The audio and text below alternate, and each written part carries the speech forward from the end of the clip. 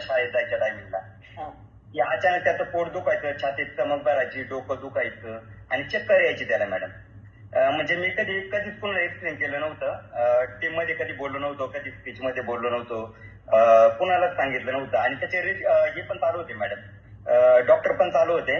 आणि डॉक्टर चालू असताना ज्यावेळेस डॉक्टरांनी रिपोर्ट काढले त्याचे सगळे, MRI वगैरे केलं, तर रिपोर्ट सगळे मॅडम नॉर्मली आली. आणि आम्ही टेन्शन मध्ये होतो पूर्ण, म्हणजे आता करायचं काय, याला तर ऑप्शन काही सापडत नव्हतं. आम्ही फुल टेन्शन मध्ये होतो. टेन्शन मध्ये काय होतं मॅडम, तर पहिली गोष्ट वडील आणि आई दोघं पण अटॅकने गेले. आमच्या मनात अजून एक भीती तयार झाली होती, अरे आज कशामुळे होते.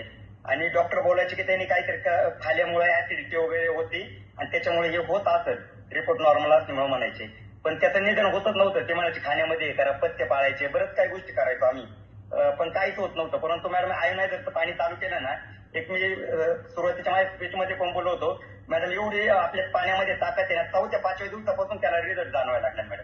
की त्याला जे चक्कर यायचे, पोट दुखायचं, डोकं दुखायचे पूर्णपणे बंद झाले मॅडम. कुठलाही प्रॉब्लेम त्याला होत नाही. आणि खरोखर तो जो अर्धी बॉटल पाणी प्यायचं ना, पूर्ण बॉटल भरून पाणी करतो, स्वतःच घेतो, सगळं पाणी तो पितो. आमची दीदी वगैरे छोटी